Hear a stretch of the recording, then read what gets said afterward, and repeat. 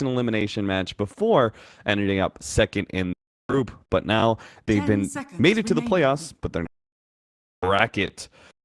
Also have 5 seconds after remaining. this, which is going to be Liquid versus Bears, which I know a lot of people are very excited about. Gods, Radiant team. I don't know really where to start. Do you want to start with the patch that dropped last night, or do you want to start with Secret and Cloud9, and what are your thoughts?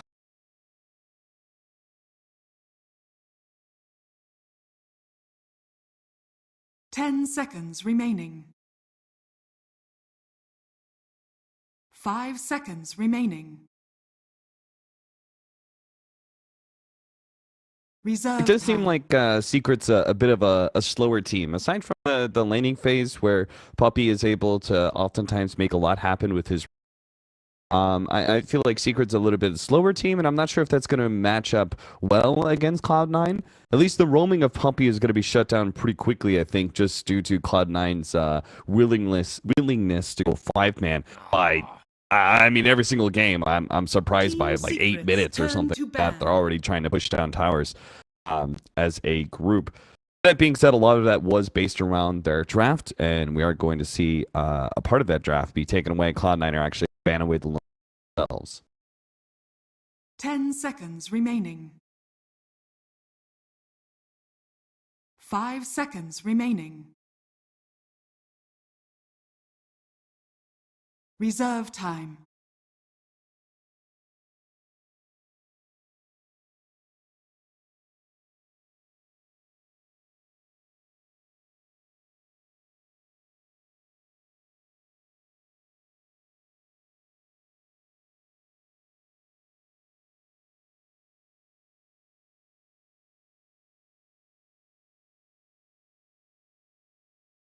Right? It was decently big. I mean, we had a lot of talent tree changes, Lycan being added to Sam, and I think that is particularly important.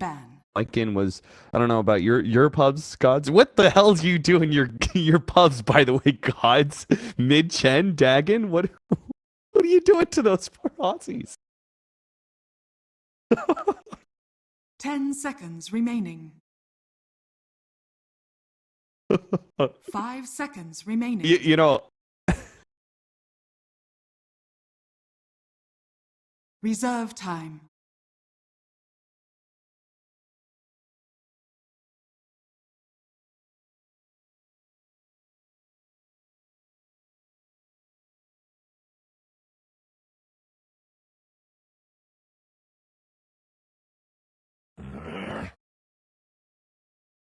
Team Secret's turn to pick.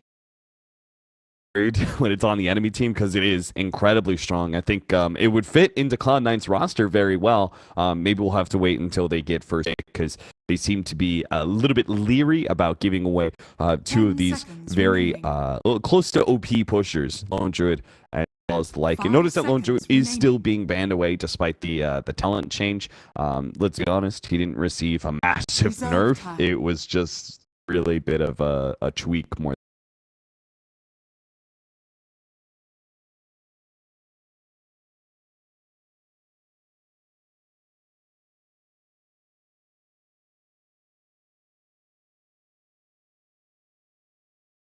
Slada. Radiant team pick.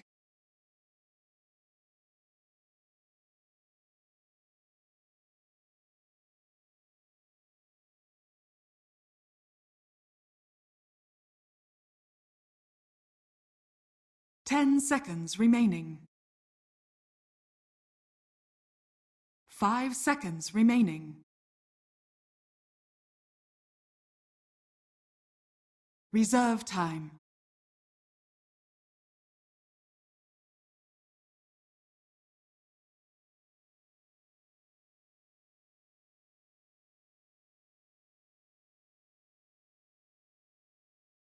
I'm just not going to absorb enough of this. But I know Rubik did not get a nerf. In fact, he got 10 damage off at level 10. I thought maybe that would be the response here. Instead, they're going to go with Earth Spirit to start. I presume they're going to want to lead their other support still out there. So, or Or just Team prove me wrong Secret's twice in a row. turn to All right. pick.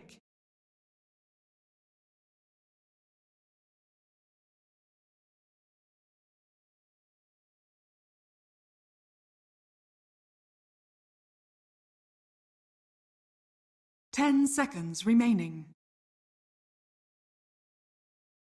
5 seconds remaining. Reserve time.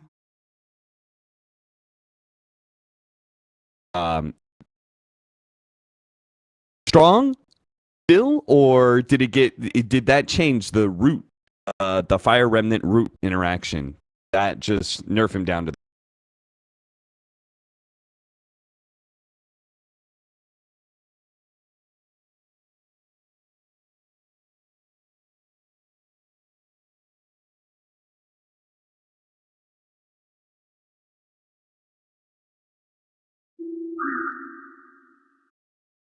Radiant team ban.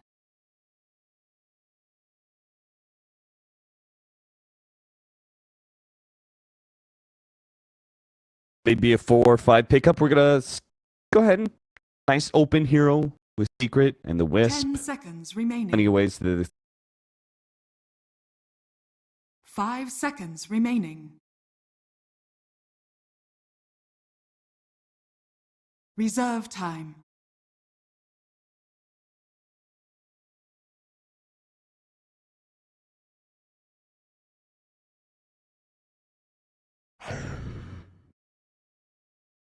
Team Secret's turn to ban.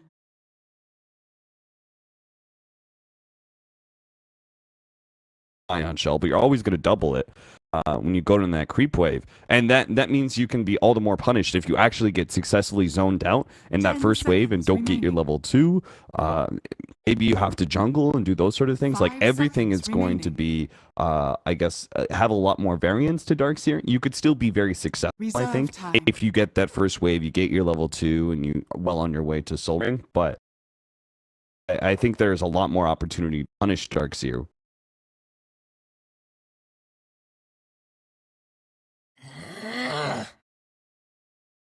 Radiant team ban.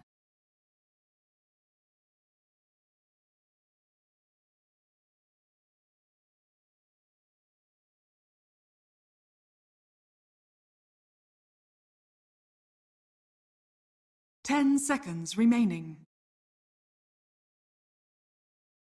5 seconds remaining. I think what the other two being maybe Reserve Lone Druid, time. again, more of a tweak than anything. And then I know Luna received a bit of a nerf. I think the oh yeah. Oh, level 1 to level 2 atrophy aura is a 400% increase. That's the way I looked at it. I was like, Jesus Christ. Underlord's gonna have a lot harder time. Team Secret's turn to ban.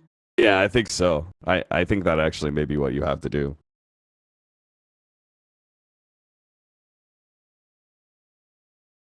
All right, so Enigma going to be banned away by Cloud9, it 10 seems. seconds Not trying to pick it up for themselves. Lifestealer, the Life to the bomb.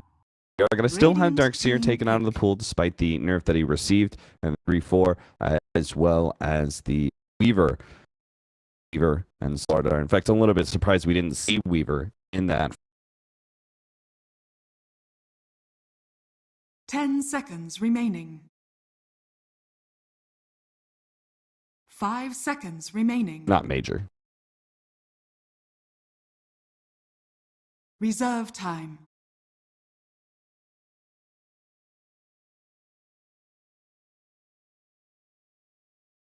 Luna. Team Secret's turn to pick. What about Puppy's Chen? That received a buff. I don't think they're necessarily going to be running this, but that was one of the heroes that, if I recall 10 correctly, did seconds have a bit of a buff. Whether or not you, I mean, level 15 is kind of like past 5 the point of seconds remaining. whether or not you pick Chen. If you're picking Chen, you're not thinking about level 15. You're thinking about level 8, level Reserve 10, time. what I'm going to do in the early game.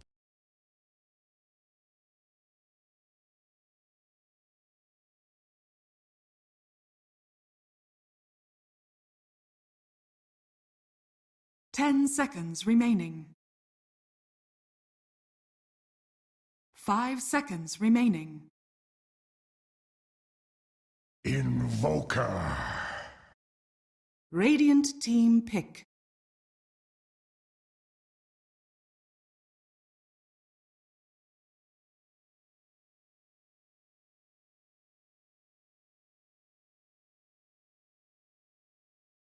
Yeah, if we 10 go back a seconds little bit to when remaining. Luna was picked up a lot more prominently, it seemed like one of the most important things you could do 5 is seconds get yourself a heavy amount of burst damage to be able to blow up the Luna when you did make that Phantom initiation and make sure she doesn't start getting Team eclipse damage out. Secrets turn to Or pick. it was to make sure that you had a long range physical damage dealer, such as the lone druids, the snipers that started picking up, for you to be able to focus down the Luna whenever she did try and start moving forward. Because that was the one downside, right? Luna, 10 amazing seconds at being able to remaining. push these towers and everything, but you do have low range, even with that Dragon 5 Lance, seconds and are remaining. susceptible to constant harassment of. Drow But I like the fact that Ranger. Team Secret have picked up a big damage dealer. Now also going to be able to Radiant pick up team back. a long range physical damage dealer as well. But picking it into the PA gods, it seems a little bit rough.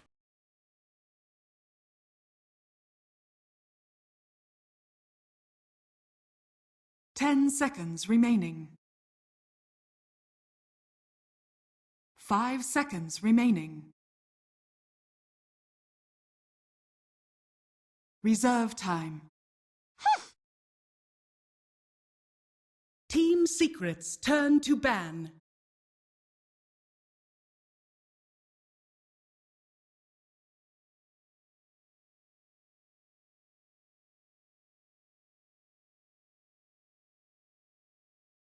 Ten seconds remaining. 5 seconds So we're presuming remaining. Team Secret going to take early control here with the Drow Ranger. Maybe make more of like a 4-man push Team lineup, giving the Secrets turn Invoker to space pick. and making sure that C9 do not have the opportunity to take that map control that they've been so notorious for.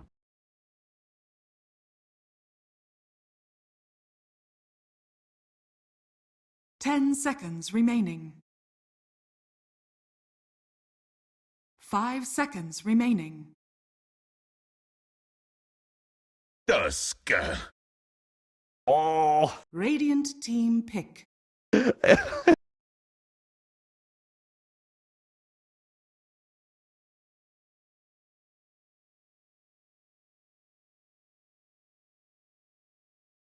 I was kind of like 10 seconds I remaining. looked at that and I was like, I think Tusk is back. And then I think Zai said something 5 about it on Twitter seconds as well. He's remaining. like, Tusk pickers, come on out. I think this hero is Reserve actually time. back into the meta, though I'm not entirely set on whether or not he belongs in the support or offlane role. I feel like the level 10 and how such a big boost 10 does mean seconds that it's a remaining. little bit better for him to be offlane, but I think we're still in the meta where the offlaners 5 need to seconds either be remaining. a mech sustain hero or a hard initiator, and Tusk doesn't give you the same kind of hard initiation as used to. Broodmother, oh god.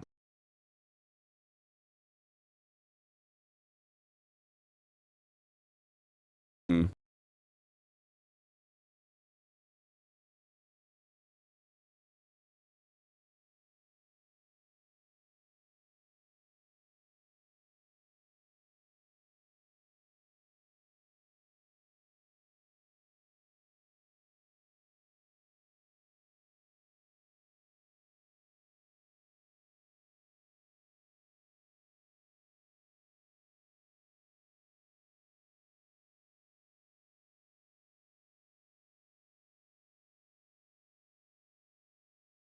Disgusting brood pickers, the lot of them. Broodmother did get some decent buffs here. 25% seconds experience gain as remaining. opposed to 15% that it was at level 10. And then the other level 10 talent is actually plus 60 spawn spiderling damage. Significant buff. You have some 15 and 20 talent change as well, but I think we're in the same kind of conversation as we were with the Chen. When you're talking about this here, you're more talking about matchups as well as early game and how you can be able to snowball. Nobody likes to see a Broodmother shut down in the beginning, so all about that early mid game. All right.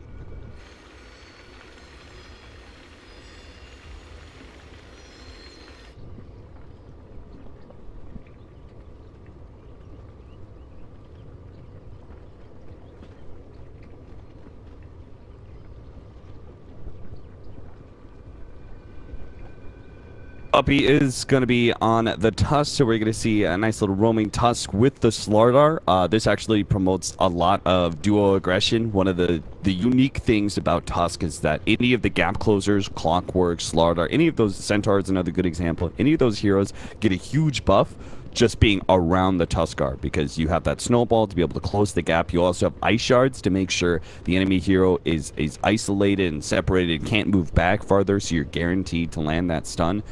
This allows this duo, they're particularly potent at being able to get some of those squishier damage dealers in the back lines, and at least that's what we're hoping for Secret.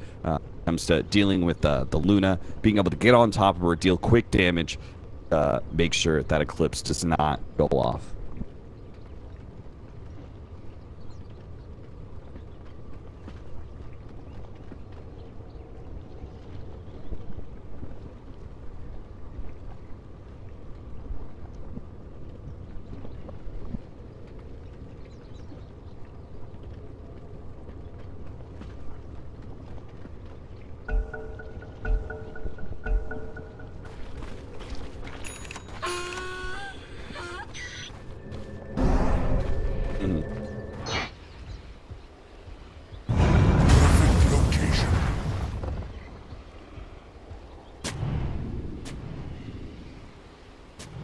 Yeah, absolutely. I think it's one of the most fun heroes out there. It has that nice combination of aggression and defensive plays that you can make.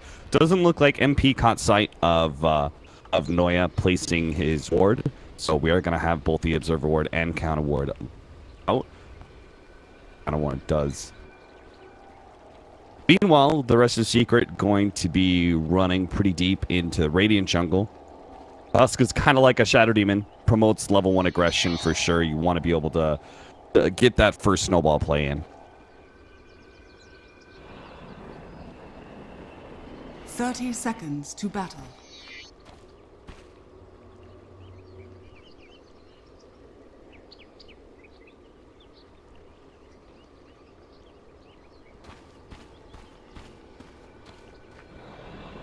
Yeah.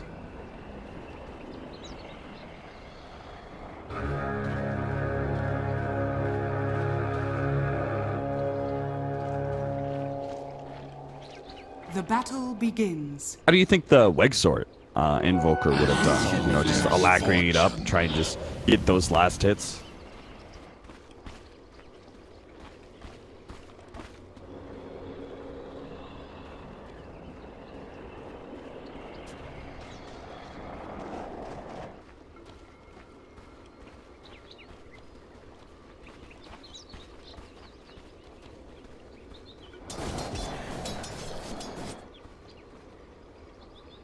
So Puppy started off in the bottom lane, is going to start making his way towards top. Pylite Die is going to be top lane with MP against the PA Earth Spirit lane. You see rather interesting lanes on both sides. Kezu's still going to have a hard time with the Luna Rubik for sure, unless Tusk is around. Looks like Puppy wants to be able to push back the top lane first, though.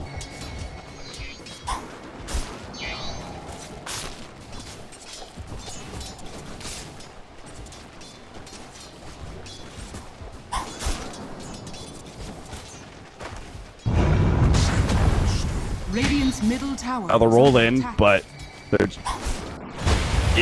going to try and counter, go on a Hesta Joe, and that's going to be pretty easy first blood. Unfortunately, the ward placed out by Cloud9. I'm not sure. They just seem to disregard the fact that Tusk was way over.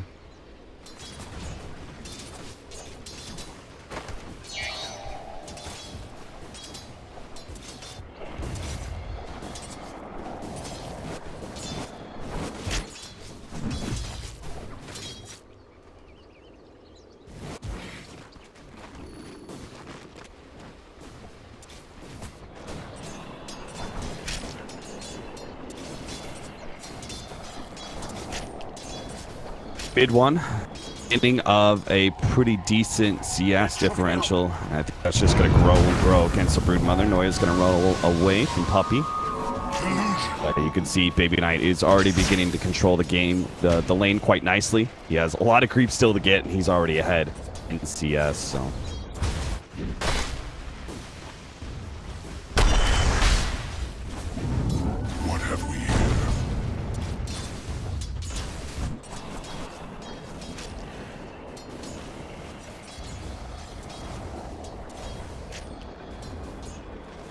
Now, a lot of this was in part taking over the jungle, right? With the top MP no longer having his supports, they ran into the mid lane. Pylai gets here just in time. A little bit of wand charges. Pylai going for the tether block as well.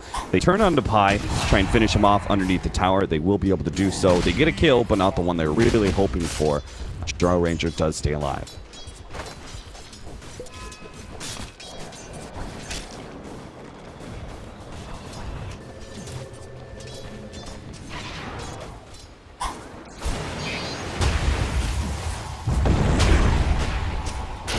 Nice double kick, but the Ice Shards is going to be able to block Hester Joe's retreat, but MP didn't pursue that one out.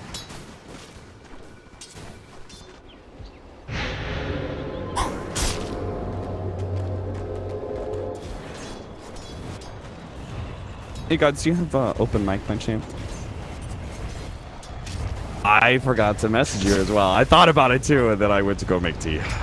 I think I thought about it too. I was like, oh, I should message Cap, and then I did not do it at all. So Level 4 Slardar, so he's actually doing pretty well against Rubik Luna. I thought that Rubik Luna is actually kind of scary as a dual lane. Rubik's damage is not great, but when it's around Luna, it's a little bit better. And honestly, it's just the fact that Luna has this play into Slardar. Anytime he's forced to sprint, he just takes that much extra damage. yeah, this is definitely a bit more than I'd expect a Slider to get against this type of a dual lane, but where the attention has been elsewhere for Cloud9, just a Rubik threat. As long as the Earth Spirit's on the map, he probably feels more confident that he can push up often. If Earth Spirit's missing, you're perhaps playing more defensively, even when he may be in the top lane. So Earth Spirit's spent a lot of this game showing on the map. Invoker's done alright, like this mid lane, 16 CS to 23. Just having that Tornado protect you, you know Baby Knight can't really dive you, but with the Earth Spirit, maybe he can. Oh, but there is going to be Puppy here. He can actually get a good Ice Shards. They're going to snowball onto Baby Knight. Can you block him in? Still underneath the tower. Baby Knight turns around, gets another shot against mid one, but is now out of range. Just had the counter wards to be able to work with, no doubt. Yeah, they snowballed through a lot of those Spiderlings too. Baby Knight had like a decent sized Spiderling army, and it looked like through the Tornado and that Snowball, they managed to clear most of them out. So once those disables were used, Baby Knight didn't really have the DPS to get the kill, and nice defensive play. All your job here as an Invoker is pretty much just to stay alive, get your levels, and hold on to your tower, which is, if you're running this Brood mid, you're expecting to either get kills or push the enemy mid laner out and take that T1 tower. If you don't achieve any of those three things, the mid Brood to me is not really achieving its goals. Break their armor, and I will smash them. Puppy's had a pretty good read of what to do so far. He may have started off in the off lane, but he countered their aggression at top. Now he just is in the right position as they tried to go on mid one. Does seem to have a knack for being able to read these rotations in the beginning of the game, but score is still pretty even. CS advantage to Cloud9. Big part, Baby Knight in mid, but also the Luna top it out in CS due to MP and pressure that he's been feeling. He's never going to get perfect success. I feel like Secret going to be pretty happy with this lane stage. No Cloud9 snowball off the kills. The Earth Spirit, the Brood haven't been able to dominate their lanes perhaps as hard as they would have hoped to. And we'll see mid one seeing a bit more pressure come his way, but another Tornado. And now with that on cooldown, the roll misses from Noya, but they still maybe get this kill. EMP onto Noya is going to be able to finish him off, but first they get the kill on Invoker. Puppy, little he could do about that one. He wasn't close enough, had the snowball in, which means couldn't really use a defensive snowball to save the Invoker. Baby Knight now about to hit level 7, so he'll have some good damage output, but won't see any significant damage on that T1 mid tower following the kill, and Baby Knight's actually going to TP himself home to heal up, do a bit of shopping it looks like, and then return back to that lane. Now, Gods, a large part of picking up Broodmother was being able to utilize the jungle. The mid lane probably being the lesser off lane, but the jungle is still an integral part of the Broodmother. How much do you think that hurts the Brood pickup when you do have this 2-minute respawn as opposed to every single minute? I think it's okay because there's more camps to pick make up for it. And I think this Brood mid that we're seeing won't be as reliant on it, perhaps as other styles of Brood mothers. And once you take, if you able, I think it comes down to how fast you can push this mid tier 1 tower. Like if you can get this tower fast, you get much greater access to the enemy jungle, and then you have your jungle as well as the enemy jungle. You can farm Ancients very easily through the Insatiable Hunger ultimate. So, if anything, the new jungle in some ways to me seems maybe even slightly better for a Brood. If you can use all the camps and just time your rotation, like your farming pattern, so that you farm up like the whole jungle camps and you're back in lane applying pressure. You just have to rotate between the two a bit more, perhaps. Yeah, that makes sense. I like that idea. The fact that mobility is something that Brood Mother has in spades over everyone else. Oh, Eclipse going to be used here. Pylai trying to get out of vision. Couldn't quite make it. Kezu's going to be spotted here on the side. But will be nuked down as well. Cloud9 pick up the double. Can mid-1 respond? He already has haste with the corrosive haze. They're going to be able to get him. Rise is also going to be dying underneath the tower. Looks like Noya did manage to roll out and TP away. So in the end, that actually works out really nicely for Secret. They may not have struck the first blow, but they got a much bigger kill in the Luna. Yeah, the Luna gets the double kill, and it does give Baby Knight the space he needs to get the mid tower. It doesn't get denied by mid 1, so feels maybe like a close to even trade. Brood finally gets the mid 1 rotation, which he threatens to go for the kill, and mid 1's Tornado is still on cooldown for 2 more seconds. Baby Knight still trying to use his Spiderlings to be able to chase down mid 1, but now he's been caught, turned around on, and nicely played. Blast does come in. Pylai die. Got almost picks up that level 6 off of that kill, which is big because they're feeling aggression on all sides, right? Luna just went for a bit of a dive at bottom. The Juro Rangers constantly under assault, so they really need this relocate sometime soon. And you're going to see MP going to be the victim of the aggression we're talking about. Puppey tries to come in, Snowball catches 2. Rise is going to be left on the other side as mid 1 and Pylai Dade run themselves all the way over here. Nice Tornado. Catching has to Joe. Noya, no rollout this time, I'm afraid. A double kill for Pylai die, and now he is more than just level 6, almost level 7 now. Yeah, this really has become a great game of aggression versus punish. It's like you C9 are the aggressors, and it's what can Secret do to punish. And so far, they've just punished all 3 lanes. The dive on bottom, Luna gets a double kill. C9 going in first, get the kills, but then Invoker's there to turn it around, get 2 kills back, including the Luna kill. Baby Knight gets aggressive mid, taking the tier 1 tower. Got over aggressive going for the kill on the Invoker, and he gets punished. And similarly, top lane, that's a big win for Secret, getting those kills there to turn things around. Brood is one of those heroes where you generally get ahead very early, you win your lane, you get a lot of levels, but all it takes is 1 or 2 deaths, and all of that advantage can be quickly lost and thrown away. You know, the funny part is they haven't actually had time to place any aggressive wards. You know, they've just been rotating. They went from bottom to mid to top, so there isn't a whole lot of aggressive wards to be able to make the read of some of these rotations from the supports. They've just seen the way that the laning phase is gone. They've seen the way that Hesta, Joe, and Noya were positioned up in that top lane, and somebody made the call. MP was sitting back in his jungle saying, guys, they're going to dive me. I know what's happening. Snowball plus a smoke rotation. Ace isn't going to be caught by the ice shards. Now has to throw out the Eclipse just to be able to keep the rest of Secret away, but Kezu bumps in, hits him with the stun, runs away, and they nicely combo that damage. Pylai may still die to the physical damage, but no, they couldn't actually get him. Nice ice shards, but Noya will manage to roll out ahead of time. Pylai does get nuked down, but Baby Knight doesn't have a whole lot of webs to work with. He's got one off cooldown. Nice kick, triple kick. Oh, Noya, he may have just opened up a number of kills here. Puppey's low enough in the back lines. Baby Knight tries to pursue that one out. Does have the corrosive haze, but he's got the lifesteal going. Can he actually lifesteal enough to keep himself alive? Hit by the tornado, not hit by the crush though.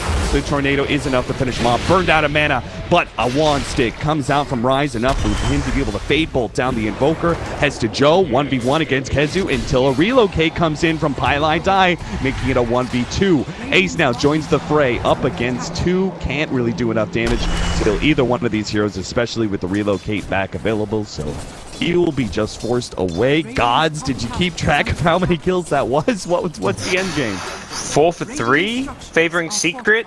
Only the Earth Spirit not dying there. That was some crazy boulder smashes from Noya, getting like 2-3 heroes on multiple occasions, as well as AoE silences off. But MP doesn't even come to that fight. He's just sitting top with all the space in the world, and biggest player of that fight was Kezu. I want to say I counted 4 Slider crushes throughout that fight.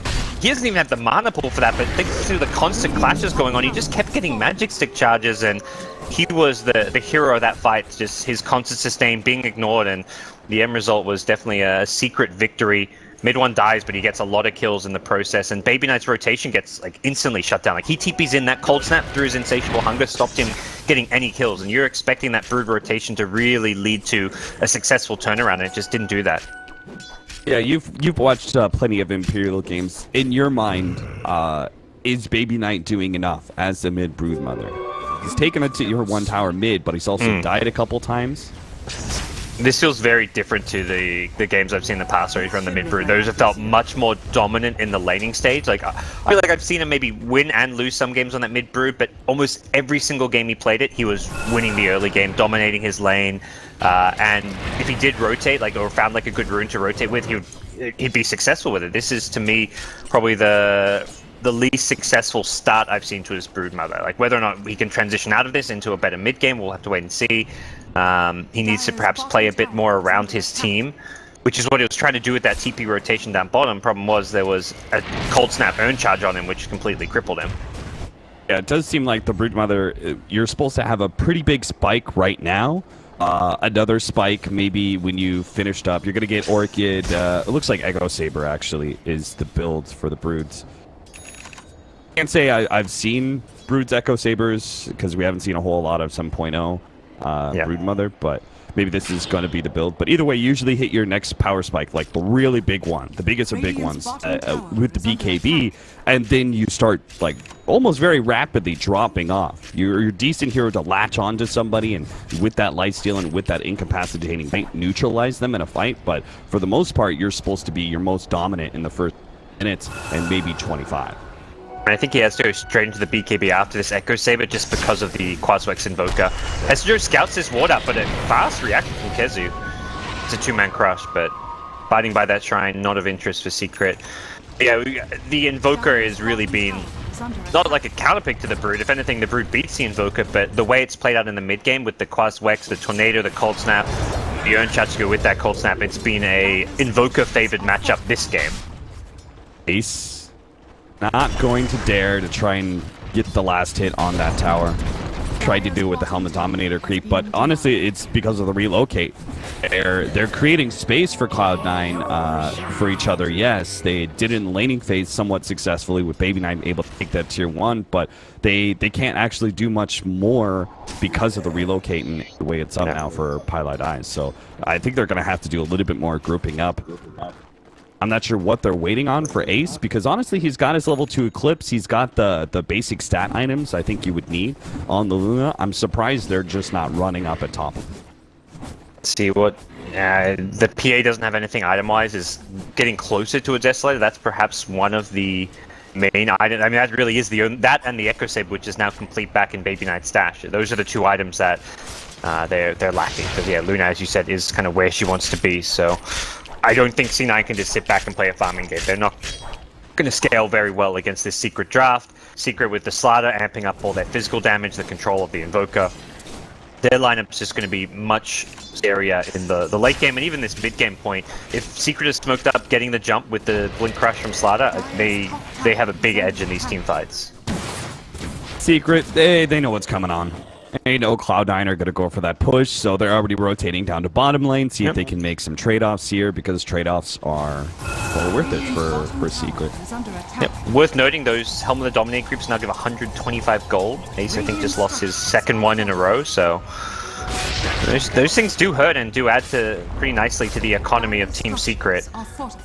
But for now, will be that tower trade for Secret setting up to defend this one. They have got to relocate in, and mid one is ready with no Tornado invoked just yet. Here comes the puppy TP. They have already got the stun onto Rise. That Blink Dagger is a huge part of this initiation. Hessidjo is also going to be caught. Puppy managed to get him the blast. Now the relocate on the other side. Hessidjo knows he caught, so he doesn't even try. But they do have Roshan going on at the exact same time. Tricky Cloud9. It wasn't just a simple tier 1 tower push.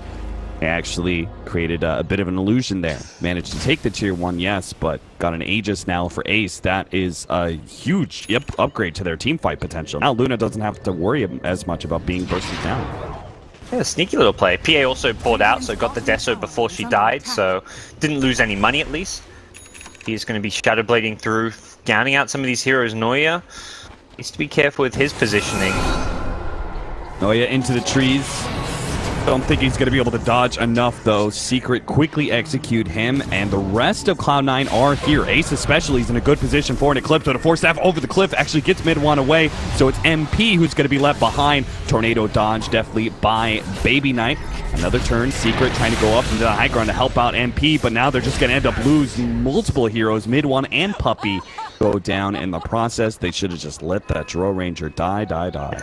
Yeah, fighting by shrines and the newly picked up Desolator giving some good chasing damage potential from Hesijo, and that's that first big rotation from Baby Knight that really where he's allowed to come out on top. And I think this sets C9 kind of back on track to hit their BKB timing, because they're likely going to go for at least double BKBs. I guess looks like for now Luna's not really considering one, but the Brood and the PA, the two initiating frontliners, those two heroes both need BKB desperately this game, and that's where C9 are going to really peak out as far as their draft goes. They need to make sure that when they get those BKBs, they win fights convincingly, they take all the outer towers, they get map control, because their lineup will then start to fall off. Like, they won't scale past those BKBs particularly well.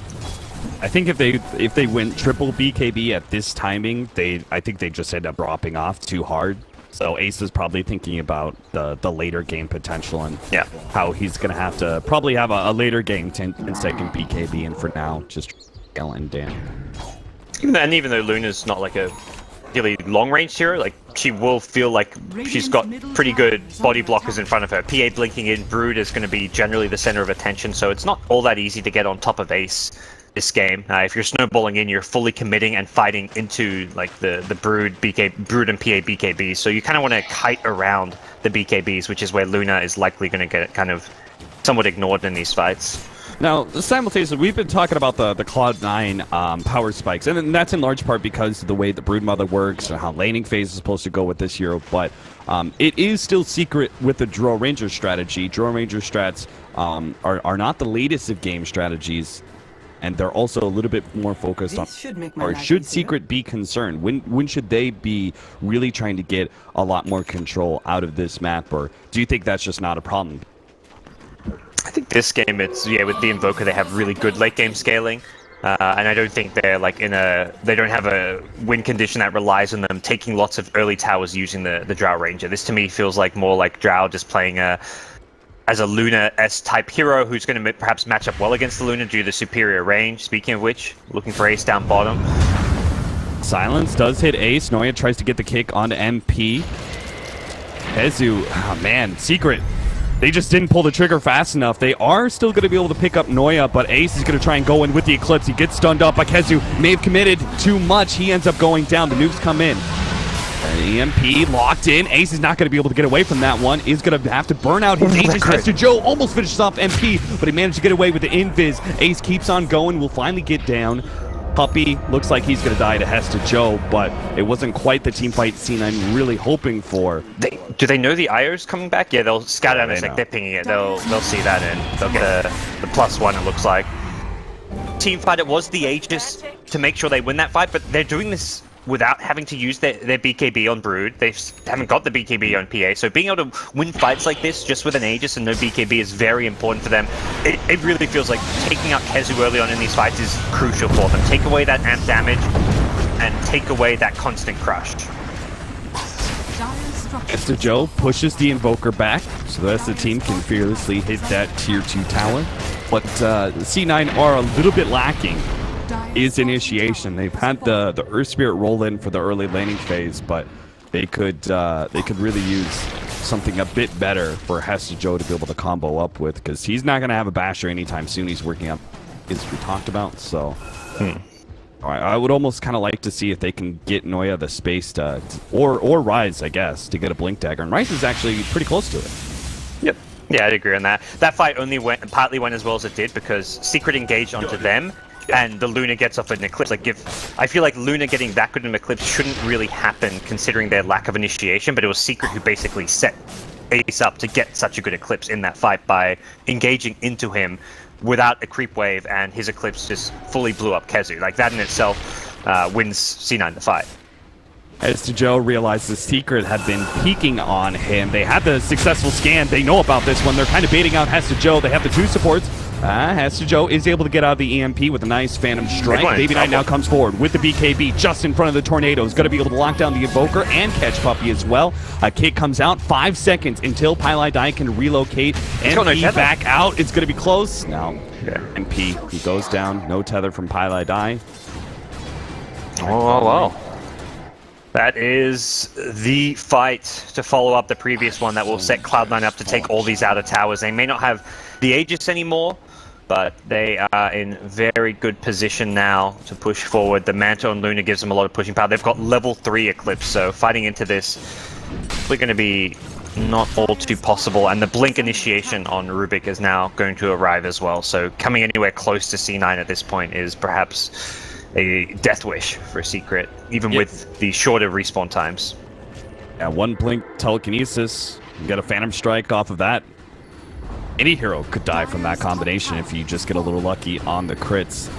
Hester Joe is going to head out to bottom lane. They know Secret aren't going to contest, right? So better to try and hunt into your own jungle, see if you can find somebody. Couldn't kill Pylai Dai, but you can also push out the lane. Part of the problem is, I don't know if he's noticed the Silver Edge complete on MP, so he is still susceptible to this ganking power before he has BKB. The Silver Edge is going to wear off, luckily, and it looks like he seems aware of potential presence down in this bottom lane. The Radiant Observer was there, so that spotted Kezu moving down, and he won't be going down, at least not right now. So, yeah, gets himself out of there. Pi actually has a Vanguard working on a Crimson Guard, which helps keep him alive and will help his team out a lot against what is some pretty strong right-clickers in both Brood, PA, and even the Luna with the bouncing glaives later on. So I like the item pickup. Puppey's gone for a Midas, which is the best item to take advantage of this 35% XP gain. I think Tuss used to quite often go Midas too, because it was like either that or like you rush a Blink Dagger or something. There weren't too many items you needed as a Tuss. The Blink Snowball save was definitely nice. But it looks like Puppey just wants that fast Midas XP growth. Yeah, especially since we talked about how the 15 talent is a pretty good upgrade as well, the plus 150 snowball damage, so you actually have 2 pretty big nukes. I think that was the problem with Tusk as a support before, is that he had this really unique mechanisms to him, but what he lacked was damage. And when you have all this team fight potential going on right now, you do kind of need some hefty damage coming out from your supports. In classic C9 fashion, all outer towers down, pre-25 minutes, now they can take the shrines. Perhaps slightly slower on the Death Bolt than other times. They're going to find a pick off bottom. That's a Slaughter down. With that, they could theoretically threaten high ground. You take out the initiation. At this, I mean, Secret can still delay the high ground push just using the Invoker, so I imagine Secret could buy time without losing racks, unless someone else gets picked off, but does put you in a somewhat vulnerable position now, and it looks like they are ignoring the shrines. They're vulnerable, but they are... Oh, no, tier 3, remember? No, you have to... No, you can also do it by killing the tier 2s, can't you? Oh, really? Oh, okay. I think it's like an either-or scenario. Not 100% sure on that one, though. I wanted to kind of get into the mind of Ice Frog. What do you think that is? You think it's he didn't like the idea of, no, you're right. No, yeah, it says rather than after all tier 2 towers die. Yeah, so you're right. They aren't vulnerable yet until a tier 3 goes down. So this, I think, in some ways, the systematic, we take this tier 2, then this tier 2. I think it was rather boring to watch, and it became this pattern that the defending team, it was just like they happened, the same thing. It was like 5-man, okay, 5-man for the tier 2s. The enemy team would always get tier 2s in response because they would see, okay, they're 5-manning for this, we're just going to 5-man on the other side, try and pick up whatever we can, essentially, and they'd get a number of objectives. Now with this tier 3 being the way to unlock, it means that you can go for these faster style pushes, be able to try and go high ground, take a quick tier 3 tower, and then from there be able to take down those ever-present shrines, which I think are, in many ways, more important than tier 1 tower. Yeah, so it forces teams to actually go for a more dangerous, risky high ground push, but rewards them. Whereas in the past, pushing out of towers, pretty low risk, especially with an Aegis. But even with an Aegis, pushing high ground, very, very dangerous. You're fighting into shrines, you're fighting into a high ground advantage, potential ways to pull you into the enemy base. So it does make the game reward kind of aggressive pushing play a lot more. Yeah, we're going to have less of those, like, oh, we got all your tier 2s and your shrines, we have this big gold advantage, but we're also just going to sit on it because we have shit tons of map control. We saw As you games like said. that. I mean, that was the C9 Alliance series where C9 took all the outer towers and shrines and then just waited second Roche, third Roche, fourth Roche. I mean, part of that was like how hard it was to break the high ground, but it's one of those things where it's like you want to, like, because of that, like let teams be rewarded for taking high ground and also give team who's lost their outer towers perhaps access to those shrines still, because you want to make it so there's a way for them to contest those Roches. The Sunstrike was in the right spot for most Roche contestants, but if it had actually been on Roshan itself, they would have noticed Roshan was lacking a little bit of HP, and maybe they would have gotten that tip to head towards that Roshan pit. Though I'm not sure. Do you think I they don't could? think they could have stopped. No, I don't think so at all. Not into the BKBs. Vision-wise, they're also lacking. They don't have good scouting potential, and I think their slider will melt too fast when he blinks in for a crush. Kezu looking to work in a BKB of his own. It seems like a necessary item for him. Online not being defended for now, but this two-man rotation, Noya and Rise trying to find the pick-off with the Magnetize, I imagine, and they see MP. There's the Magnetize. It's going to be a relocate out from Pi. Yeah. He saved. That's a cool idea. You show 3 heroes mid, and it's your 3 cores. There's no way MP thinks a gank's coming his way. It's 2 supports, and then a TP onto the shrine from Baby Knight. Really cool gank from C9, but Pi is in the right place to protect his carry, gets MP out of there. That could have been a game-winning pick-off if C9 had gotten the Drow Ranger without a buyback. Interesting. Oh yeah, has Hand of Midas queued up. He's prepared for a long game here. If they actually fail to get this Aegis push into the tier 3 tower, they fail to get a lane of racks.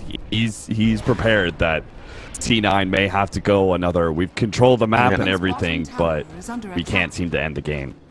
They love their support Midases because they're so good at getting in these positions where they take all the outer towers, but then the game still goes 60 minutes because they don't push high ground. And Midas is, for a support, is the dream item to have in those games because there's not much farm on the map necessarily because your cores are pushing all the lanes out, but it allows you to actually get some of those level 15, level 20, probably more like the level 20 talents you're looking at. Very rarely will you see those Midases get you to level 25, but it does definitely help a little bit. Rise, he's been hit by the Ghost Walk. He knows Invoker is here, but this is straight into an Eclipse. Ace was right there, managed to almost blow up MP. They need a little bit more, and they will have it too. Oh, the Invis, get out. No, he's not going to be able to make it out. Pylai is going to be able to get the relocate back on the Invoker. That was a sick Well last played. second tether relocate out. They couldn't find Pi. He juked through the trees really nicely there, and Pad is important that he survives. That would have been a mid-1 buyback if he had gone down. Problem is, Drow does not have buyback, so this is still a 5v4 scenario. Ace has a Butterfly and BKB. Holy crap, this guy is suddenly ridiculously farmed. I don't know how you defend against this Luna. It's going to be tough. He has earned charges to put him right back to full HP. The tier 3 is down, Shrine's unlocked, but with Luna, you just want to go straight for that lane of Braxes, and Secret are probably going to have to give it up. Look at poor Puppy, thousands of leagues away and still taking all that bouncing glaive damage. So It always feels will be unfair. E1. Yeah. It's like you're in fog. Like, how do those glaives hit you when they the enemy team can't even see you? And sure enough, they still follow so deep into the base. And yeah, now they go for the shrines with the respawn of the Drow Ranger. Bye-bye Shrines. Hello map control for Cloud9. Like, oh, it's just like old times. They took Elena Rax this time around by 30 minutes. And now they've got all that map control that they wanted. Chill out if they need to. They still have that Aegis to work with on head. Yep. Interesting they put it on the offlane PA, but I guess they're going to play Hesijo more like that initiator type role. I mean, Luna's at that point where it's like, is Luna realistically actually going to die in these fights? Can you go on her when she's got a butterfly? I'd say the answer's, to me, in my mind, pretty definitely no. Whereas PA, you blink in first, yeah, you've got your BKB, but you're putting yourself in a very vulnerable position to get bursted down. Right, Secret, how are you going to do this? Apparently it's a two-man smoke wrap around here. Their 2 initiators are going to try and find an opening. Now, if they can blow up the Luna, it's great, but they're going to try and take out the supports first. They managed to get a crush and Ice Shards onto 2, but they've already lost Pylai in the back lines. Kezu is going to go down. Cloud9 were able to respond with those 2 supports and stay alive. MP bounces back, but They need to start throwing out those buybacks because the second lane Brax is in danger. Ace is forced back, Snowball into him, but they really just can't get the damage out onto him. Another Snowball hit from Puppey, but the rest of Secret cannot follow up that damage. They're missing 3 heroes without buyback, and honestly, gods, this is looking like the end for Secret in game number 1. Cloud9 are just running over this team. Yeah, you've taken the 2 lanes. They can go for the megas if they want, but they'd rather go for some of these kills. Luna is just too big to handle at this point, and there may have been some small Luna nerfs to some of the early game with her base damage and the Luna blessing scaling, but Luna, once you've got all your levels and farms, is the exact same potent pushing hero that she always was, and we're seeing it here. Hestajo with A just wants to just go blink diving for a few more kills, but this is the end for Team Secret. Hit him. Hestajo rotten. Not having the luck on the crits, apparently. That'll be it. GG. Secret. So a 32-minute game. Cloud9 closed it out really nicely. 7.02. Don't think it had that much of an impact in this game. Surprise mother pickup from Cloud9 may have been the